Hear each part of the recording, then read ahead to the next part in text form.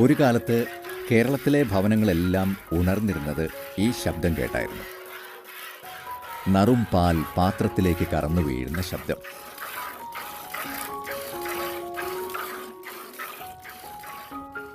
ഗ്രാമീണ നന്മയുടെയും സമൃദ്ധിയുടെയും ഐശ്വര്യത്തിൻ്റെയും ഒക്കെ പ്രതീകമായ ശബ്ദം. എന്നാൽ നാഗരിക ജീവിതശൈലി നമ്മെ പിടികൂടിയതോടെയും ജോലി തേടി അയൽ നാടുകളിലേക്ക് പ്രവാസം ആരംഭിച്ചതോടെയും പല കുടുംബങ്ങൾക്കും ഈ ശബ്ദം അന്യമായി. സമയമില്ലായ്മയുടെ കാരണമൊക്കെ പറഞ്ഞ് പലരും പശു വളർത്തൽ ഒഴിവാക്കുകയും ചെയ്തു.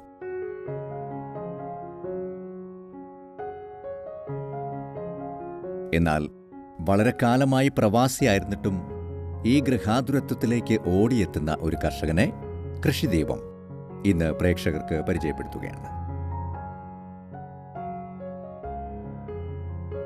തിരുവനന്തപുരം ജില്ലയിലെ കഠിനംകുളം സ്വദേശിയായ അനിൽകുമാർ പശുക്കളോടുള്ള തന്റെ അടങ്ങാത്ത സ്നേഹത്താൽ ആധുനിക സജ്ജീകരണങ്ങളോടെ ഒരു ഡയറി ഫാം സ്ഥാപിച്ചിരിക്കുകയാണ് ഇവിടെ.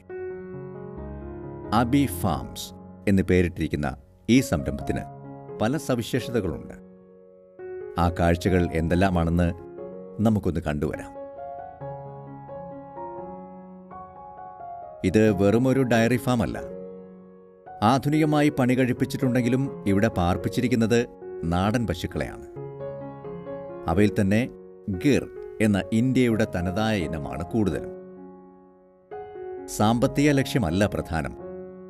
ഈ ഇനങ്ങളുടെ സംരക്ഷണമാണ് അനിൽകുമാർ ഉന്നമിച്ചിരിക്കുന്നത്.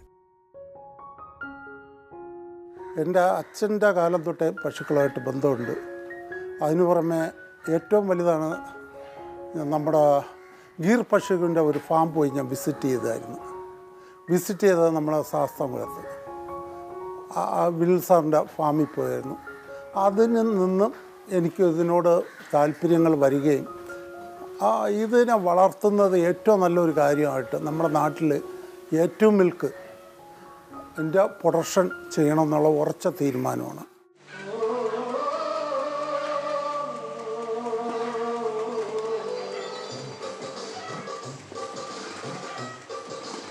ഈ ഡയറി ഫാമിലേക്ക് കടന്നു വരുമ്പോൾ ആദ്യം നമ്മുടെ ശ്രദ്ധയിൽപ്പെടുന്നത് ഇവിടുള്ള സംഗീതമാണ്. ജീവനക്കാർക്ക് തങ്ങളുടെ ജോലിയുടെ കൂടെ ഇത് ആസ്വദിക്കാനാണ് എന്ന് തോന്നിയാൽ നമുക്ക് തെറ്റി. പശുക്കൾക്ക് ആസ്വദിക്കാനാണെന്നതാണ് വസ്തുത. സംഗീതത്തിൻ്റെ പശ്ചാത്തലത്തിൽ പശുക്കൾ കൂടുതൽ ഉത്സാഹമുള്ളവരാണെന്നാണ് അനിൽകുമാറിൻ്റെ ഭാഷ്യം. ശാസ്ത്രം തെളിയിച്ചാലും ഇല്ലെങ്കിലും അദ്ദേഹം തൻ്റെ ഈ തത്വശാസ്ത്രം സന്ദർശകരുമായി പങ്കുവയ്ക്കും. അബീഫാം എന്ന് പറയുന്നത് കൂടുതലും അവിടെ പ്രിസേർവ് ചെയ്ത് വെച്ചിരിക്കുന്ന അല്ലെങ്കിൽ സംരക്ഷിക്കുന്നത് ഗിർ ഇനത്തിലുള്ള പശുക്കളെയാണ്. ഗിർ ഇനത്തിലുള്ള പശുക്കൾ നമുക്കെല്ലാവർക്കും അറിയാം. കൂടുതലും വടക്കേ ഇന്ത്യയിലുള്ള ഗുജറാത്ത്, രാജസ്ഥാൻ പോലുള്ള സ്ഥലങ്ങളിൽ ഉള്ള ഒരു പ്രത്യേകതരം ജനുസാണ്. നമ്മളിവിടെ ഇതിൻ്റെ ഒരു പ്രത്യേകത എന്ന് പറയുന്നത് നമുക്കെല്ലാം അറിയാം. നമ്മൾ രോഗപ്രതിരോധ ശേഷി കൂടുതലുണ്ടെന്ന് പറയുന്നു. അതോടൊപ്പം ഇന്ത്യൻ ജനുസുകളിൽ ഏറ്റവും കൂടുതൽ പാലുൽപാദനം ഉള്ള അല്ലെങ്കിൽ കിട്ടുന്ന ഒരു പ്രത്യേകതരം അല്ലെങ്കിൽ ഏറ്റവും കൂടുതൽ കിട്ടുന്ന ഒരു ജനുസാണിത്. ഗിർ പശുക്കൾ ഗുജറാത്തിലെ ഗിർ വനാന്തരങ്ങളിൽ ഉരുത്തിരിഞ്ഞ ഇനമാണെന്നാണ് കണ്ടെത്തിയിട്ടുള്ളത്. മാംസഭോജികളായ മൃഗങ്ങളിൽ നിന്നും രക്ഷ നേടാൻ പിന്നീട് ഇവ അവിടുള്ള ഗ്രാമങ്ങളിലെ മനുഷ്യരുമായി അടുത്ത് ഇടപഴകി ജീവിക്കാൻ ആരംഭിച്ചു അത്രേ. ഈ അടുപ്പം ഇപ്പോഴും ഇവയുടെ ജനിതക ഘടനയിൽ അലിഞ്ഞു ചേർന്നിരിക്കുന്നുവെന്ന് വേണം കരുതാൻ. വളരെ ഇണക്കമുള്ളവയാണിവ. ഈ സ്വഭാവമാണ് അനിൽകുമാറിനെ ഗിർ പശുക്കളുടെ ഉറ്റ സ്നേഹിതനാക്കിയതും. ഈ ഗോശാലയിലേക്ക് കയറുമ്പോൾ തന്നെ പല പശുക്കളും നമ്മോട് അടുപ്പം കാണിക്കും. അവയെ പരിഗണിക്കാതെ നമുക്കിവിടെ നിന്നും ഇറങ്ങാനാവില്ല. വല്ലാത്ത ഒരു അടുപ്പം തോന്നിപ്പോകും ആർക്കും. ഗിർ പശുക്കൾ അതീവ രോഗപ്രതിരോധ ശേഷിയുള്ളവയാണ്. ഉയർന്ന താപനിലയിൽ പോലും സാഹചര്യങ്ങളുമായി പെട്ടെന്ന് പൊരുത്തപ്പെടും. പെട്ടെന്നുണ്ടാകുന്ന കാലാവസ്ഥാ വ്യതിയാനങ്ങളെ വേഗത്തിൽ തന്നെ തരണം ചെയ്യും. ഗിർ കാളകൾ ഉത്തരേന്ത്യൻ ഗ്രാമങ്ങളിൽ ഇപ്പോഴും കാർഷിക പ്രവർത്തനങ്ങൾക്ക് ഉപയോഗിക്കപ്പെടുന്നുണ്ട്. അവയുടെ പ്രകടനശേഷിയാണ് കാരണം. ഗിർ ഇനം കൂടുതലായും ചുവപ്പ് നിറത്തിലാണ് കാണപ്പെടുന്നത്. എന്നാൽ ചുവപ്പിൽ വെള്ളപ്പുള്ളികൾ ഉള്ളവയുമുണ്ട്. വെളുത്ത നിറത്തിൽ ചുവന്ന പുള്ളികളോട് കൂടിയവയും പലപ്പോഴും കാണപ്പെടാറുണ്ട്. കൂടാതെ കാപ്പിപ്പൊടി നിറത്തിലും അപൂർവമായി ഇവയെ കാണാം. ഈ നിറഭേദങ്ങളൊക്കെ തന്നെ അനിൽകുമാറിന്റെ അബി ഫാംസ് എന്ന ഗോശാലയിലും കാണാനാകും.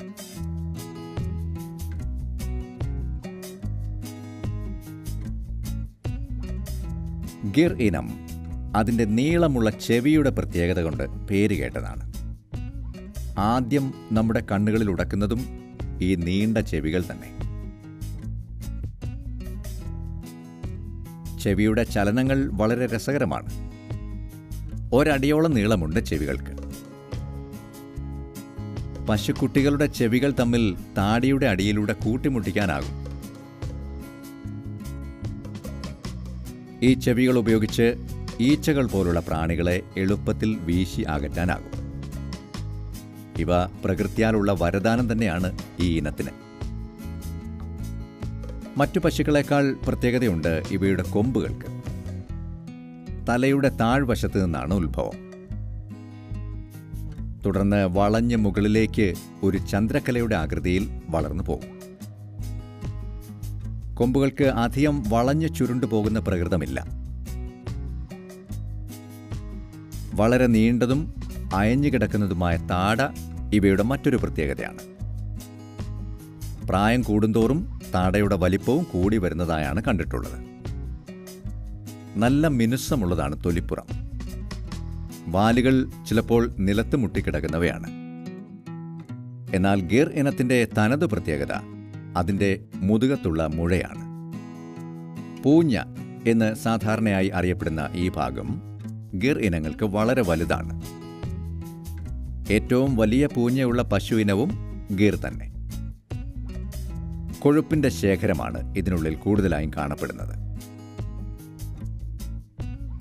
ഗിർ കാളകൾക്ക് പൂഞ്ഞയുടെ വലിപ്പം പശുക്കളുടേതിനേക്കാൾ കൂടുതലായിരിക്കും. ഇവയൊക്കെയാണ് ഗിർ പശുക്കളിൽ പ്രഥമദൃഷ്ട്യാ കണ്ടെത്താൻ സാധിക്കുന്ന പ്രത്യേകതകളും വ്യത്യാസങ്ങളും. നേരിട്ട് പരിശോധിച്ചാൽ കുറെ കൂടെ തനത് ഗുണങ്ങൾ ദൃശ്യമായേക്കാം. ഏതാണ്ട് 70ഓളം ഗിർ പശുക്കളെയും 5ഓളം കാളകളെയും അനിൽകുമാർ ഈ ഗോശാലയിൽ വളർത്തുന്നുണ്ട്. ഇവിടെ തന്നെയാണ് ഇവയുടെ വംശവർദ്ധനവും നടത്തുന്നത്. ഗുജറാത്തിൽ നിന്നും നേരിട്ട് അർജുൻ എന്ന ഗിർ കാളയെ ഈ ഗോശാലയിൽ അനിൽകുമാറും സംഘവും എത്തിച്ചിട്ടുണ്ട്. ഇണ ചേർക്കുന്നതിന് ഈ കാളക്കൂറ്റിനെയാണ് ഉപയോഗിക്കുക. സ്വാഭാവിക പ്രജനന പ്രക്രിയയാണ് അനുവർത്തിക്കുന്നത്. കിടാങ്ങളെ പ്രത്യേകമായി തരംതിരിച്ച് പാർപ്പിച്ചിട്ടുണ്ട് ഇവിടെ. ഈ ഗോശാലയിലെ എല്ലാ അന്തേവാസികളെയും തൻ്റെ കുടുംബാംഗങ്ങളെപ്പോലെയാണ് അനിൽകുമാർ പരിഗണിക്കുന്നത്. ഓരോ മൃഗങ്ങൾക്കും പേരും നൽകിയിട്ടുണ്ട്. ചില പേരുകൾ കൗതുകമുണർത്തും. മനുഷ്യർക്കിടുന്ന പേരുകളും സാഹചര്യങ്ങളുമൊക്കെ ഇവയുടെ പേരുകൾക്ക് വിഷയമായിട്ടുണ്ട്. നമ്മുടെ ഈ ഫാമിൽ നമ്മളെല്ലാവരും മനുഷ്യരെക്കാട്ടിയും വളരെയധികം അറ്റാച്ച്മെൻറ്റ് വളരെ കൂട്ടും ഉള്ള ഒരു ഇതിലാണ് നമ്മളിവിടെ പോകുന്നത്.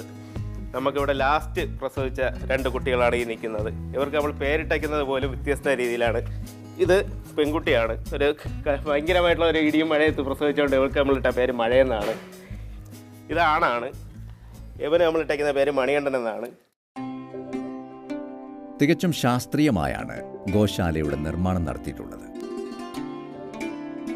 ചാണകവും ഗോമൂത്രവുമൊക്കെ കെട്ടിക്കിടക്കാതെ ശേഖരിക്കുന്നതിനുള്ള സംവിധാനവും നിരന്തരമായി പശുക്കൾക്ക് വെള്ളം ലഭിക്കുന്നതിനുള്ള സംവിധാനവുമൊക്കെ എടുത്തു പറയേണ്ടതാണ്.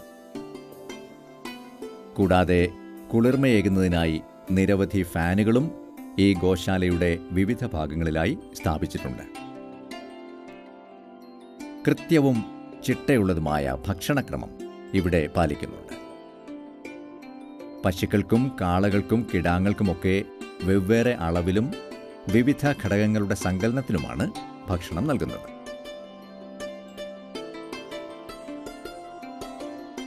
സാധ്യമായ സ്ഥലങ്ങളിലെല്ലാം തീറ്റപ്പുൽ കൃഷി നടത്തുന്നുണ്ട്. CO3 എന്ന ഇനമാണ് കൂടുതലും.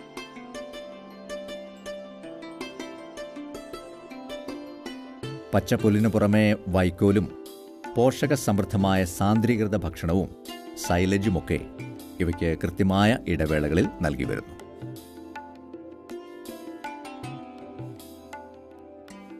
പച്ചപ്പുല്ലും വൈക്കോലും ചെറുതായി മുറിച്ചാണ് നൽകുക. ഇതിനായി യന്ത്രവും ഉപയോഗിക്കുന്നുണ്ട്. ഭക്ഷണം ഒട്ടും പാഴായി പോകാത്ത രീതിയിലാണ് ആസൂത്രണം.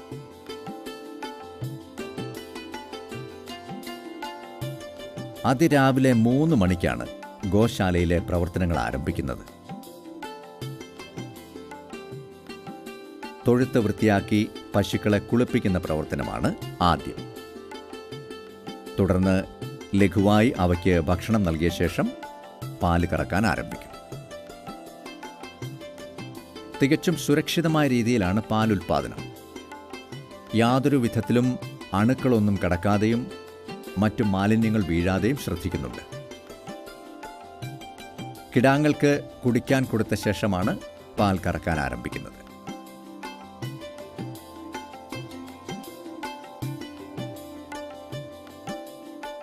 അകിട് ആദ്യം തന്നെ നേർപ്പിച്ച പൊട്ടാസ്യം പെർമാംഗനേറ്റ് ലായനി ഉപയോഗിച്ച് അണുവിമുക്തമാക്കും. അതുപോലെ കറവക്കാരൻ്റെ കൈകളും. തുടർന്ന് കറക്കാൻ ആരംഭിക്കും. കറവ യന്ത്രമൊക്കെ ഉണ്ടെങ്കിലും എല്ലാ പശുക്കളും അതുമായി താദാത്മ്യം പ്രാപിച്ചിട്ടില്ല. അതിനാലാണ് കൈകൾ കൊണ്ട് കറക്കുന്ന രീതി കൂടി അവലംബിച്ചിരിക്കുന്നത്.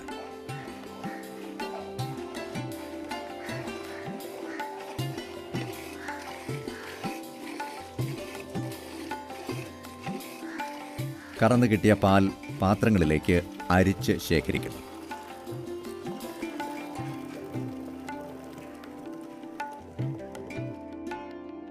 അതിനുശേഷം നേരെ പാക്കിംഗ് യൂണിറ്റിലേക്ക്.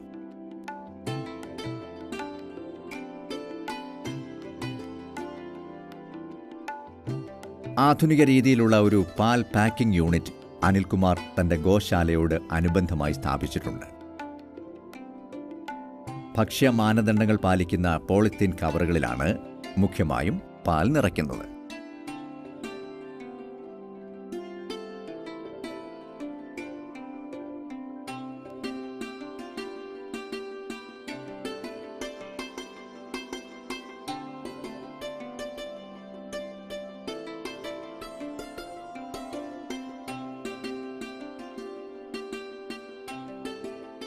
തുടർന്ന് അവയുടെ പുതുമ ഒട്ടും ചോരാതെ നിലനിർത്തുന്നതിനായി ശീതീകരിച്ച സംഭരണികളിൽ ആവശ്യക്കാർക്ക് എത്തിക്കുകയാണ് ചെയ്യുന്നത്. മുൻകൂട്ടി ഓർഡർ നൽകിയിട്ടുള്ള തിരുവനന്തപുരം നഗരപ്രദേശത്തെ ഉപഭോക്താക്കൾക്ക് നേരിട്ട് എത്തിച്ചു കൊടുക്കും.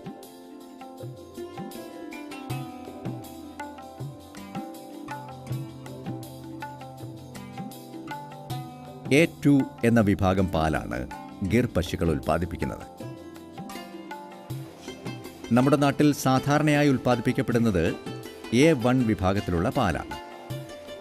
പാലിൽ അടങ്ങിയിട്ടുള്ള മാംസ്യ ഘടകങ്ങളിലുള്ള അമിനോ അമ്ലങ്ങളുടെ വ്യത്യാസമാണ് ഈ വർഗീകരണത്തിന് കാരണം. A2 പാൽ എല്ലാ വിഭാഗത്തിലുള്ളവർക്കും അനുയോജ്യമാണെന്ന് കണക്കാക്കപ്പെടുന്നു.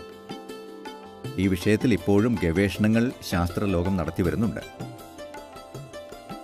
എന്തായാലും കൂടുതൽ വില നൽകി വാങ്ങുന്നതിന് ധാരാളം ആവശ്യക്കാരുണ്ടെന്നാണ് അനിൽകുമാറിന്റെ പക്ഷം.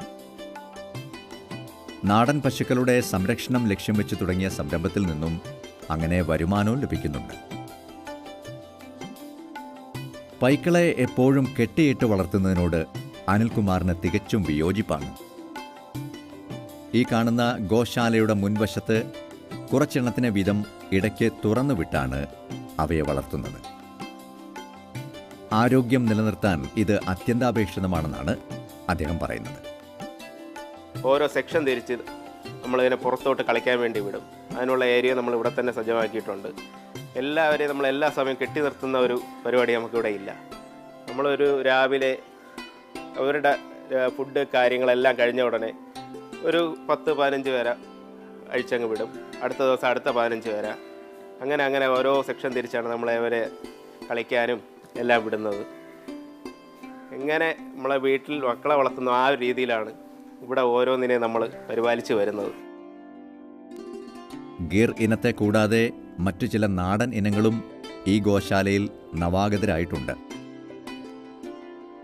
വടക്കേ ഇന്ത്യയിലെ തദ്ദേശീയ ഇനമായ സിന്ധി അതിൽ ഒരെണ്ണമാണ്. കൂടുതലായും ചുവപ്പ് നിറത്തിൽ കാണപ്പെടുന്നവ. ഇന്ത്യയ്ക്ക് പുറമെ പാകിസ്ഥാനിലും ബംഗ്ലാദേശിലും ശ്രീലങ്കയിലുമൊക്കെ വ്യാപകമായി വളർത്തപ്പെടുന്ന ഇനം.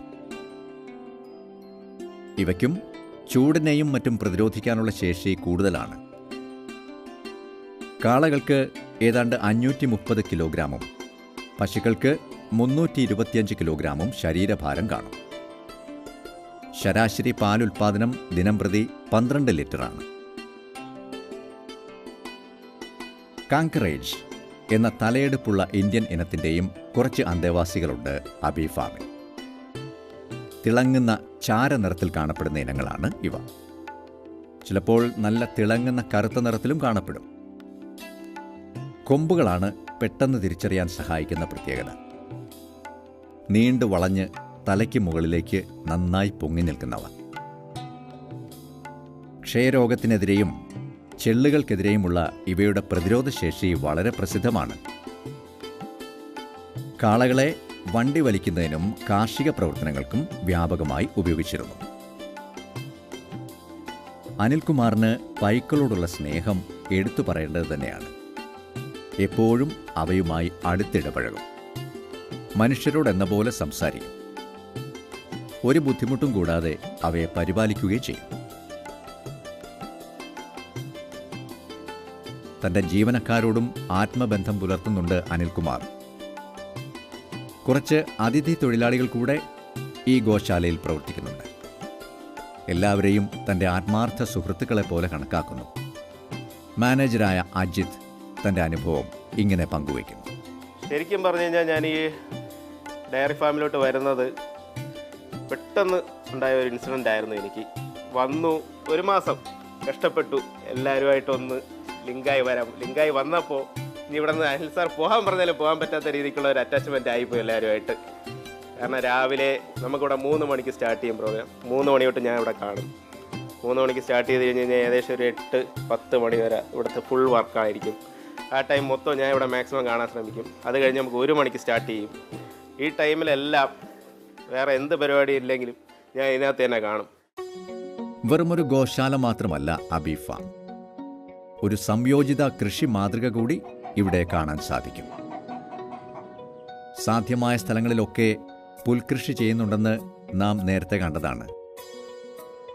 ഇവയെ പരിപോഷിപ്പിക്കുന്നതിന് തൊഴുത്തിൽ നിന്നുള്ള വെള്ളവും ചാണകവും ഒക്കെ വിനിയോഗിക്കുന്നു. കൂടാതെ മത്സ്യകൃഷി കൂടെ ഇതിനോടൊപ്പം നടത്തുന്നുണ്ട്. ഈ കാണുന്ന കുളം നിറയെ ഗിഫ്റ്റ് തിലോപ്പിയ മത്സ്യങ്ങളെ വളർത്തുന്നു. മറ്റൊരു വലിയ കുളം കൂടി ഫാമിനോടനുബന്ധിച്ചുണ്ട്. അതിൽ നിറയെ കരിമീനുകളെയാണ് വളർത്തുന്നത്.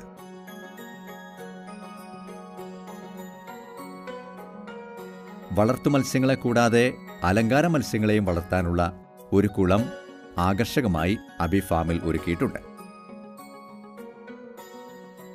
വിവിധ നിറത്തിലുള്ള കാർപ്പ് മത്സ്യങ്ങളെയാണ് ഇതിൽ നിറച്ചിരിക്കുന്നത്. മീനുകളൊക്കെ വളരെ ഉത്സാഹത്തോടെ നീന്തി തുടിക്കുന്നുണ്ട്.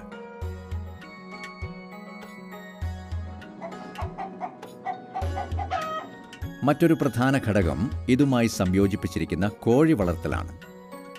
വിശാലമായ ശാസ്ത്രീയ രീതിയിലുള്ള ഒരു ഷെഡ് ഇതിനായി പണി കഴിപ്പിച്ചിട്ടുണ്ട്. ഇപ്പോൾ കരിങ്കോഴി എന്ന ഇനത്തിനെയാണ് വളർത്തുന്നത്. മുട്ടയ്ക്ക് വിലയും ആവശ്യവും കൂടുതലുണ്ട് എന്നതാണത്രേ ഇത്തരത്തിലുള്ള ഒരു മൂല്യവർദ്ധനവിന് അനിൽകുമാറിനെ പ്രേരിപ്പിച്ച വസ്തുത. ഏതാനും മാസ്കോവി താറാവുകളെയും അബി ഫാമിൽ കാണാം. കറുപ്പും വെളുപ്പും ചുവപ്പും നിറസങ്കലനങ്ങളിലുള്ള ഇവ വളരെ ആകർഷകമാണ്. മുട്ടയ്ക്കും ഇറച്ചിക്കുമൊക്കെ അനുയോജ്യം. 4.5 മുതൽ 6.5 കിലോഗ്രാം വരെ തൂക്കമുണ്ടാകും. സാധാരണ താറാവുകൾക്ക് അടയിരിക്കുന്ന സ്വഭാവമില്ല. എന്നാൽ ഇവ മുട്ടയിട്ട് അടയിരുന്ന് കുഞ്ഞുങ്ങളെ വിരിയിക്കും. ഇളം മഞ്ഞ നിറത്തിൽ കാണുന്ന ഇവയുടെ കുഞ്ഞുങ്ങൾ കണ്ണിനിമ്പം പകരുന്ന ഭംഗിയുള്ളവയാണ്.